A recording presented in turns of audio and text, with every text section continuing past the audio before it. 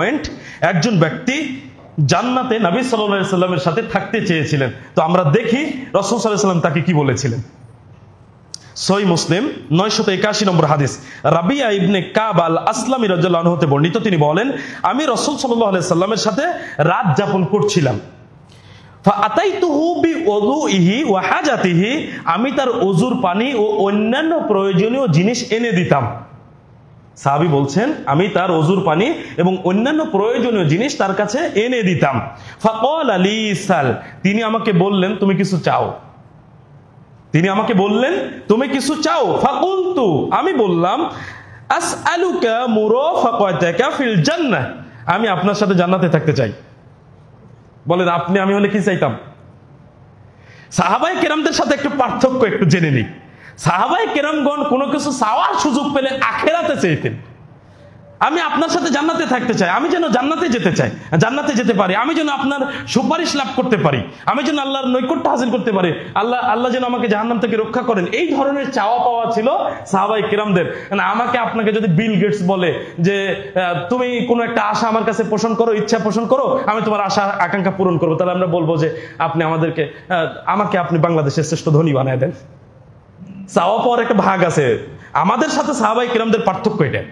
সাহাবায়ে কেরামগণ কিছু চাওয়ার সুযোগ পেলে জান্নাত আখিরাত কেন্দ্রিক চাওয়া পাওয়া, আর আমাদেরকে সুযোগ দিলে আমরা উল্টা পাল্টা চেয়ে বসবো, দুনিয়ায় যা লাভ করা যায় শুধু তাই চাইবো। এটাই পার্থক্য সাহাবায়ে কেরামদের সাথে। দেখুন রাসূল সাল্লাল্লাহু আলাইহি সাল্লাম তাকে বলছেন যে তুমি কিছু চাও।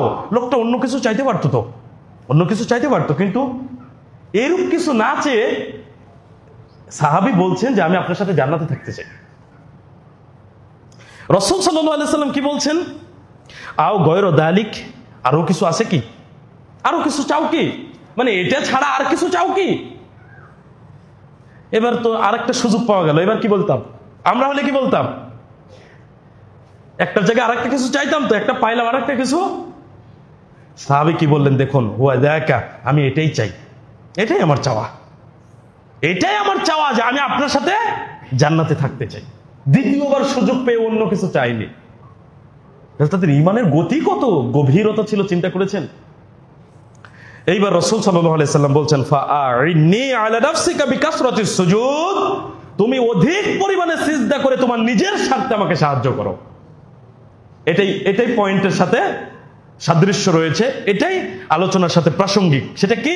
রাসূল সাল্লাল্লাহু আলাইহি সাল্লামের সাথে সাহাবী জান্নাতে থাকতে চাইলেন, আর রাসূল সাল্লাল্লাহু আলাইহি সাল্লাম তাকে বললেন তুমি অধিক পরিমাণে সিজদা করে তোমার নিজের স্বার্থে আমাকে সাহায্য করো। তার মানে তুমি যদি অধিক পরিমাণে সিজদা করো তাহলে এটা তোমার স্বার্থ, মানে তুমি জান্নাতে থাকবে, এটা তো তোমার স্বার্থে। আর আমার সাথে থাকতে হলে এই কাজটা করেই আমাকে সাহায্য করতে হবে, এর বিকল্প কিছু নেই। আপনি এবার চিন্তা করুন এই কথাটাকে। তাহলে আমরা বেশি বেশি সিজদা কিভাবে করতে পারি?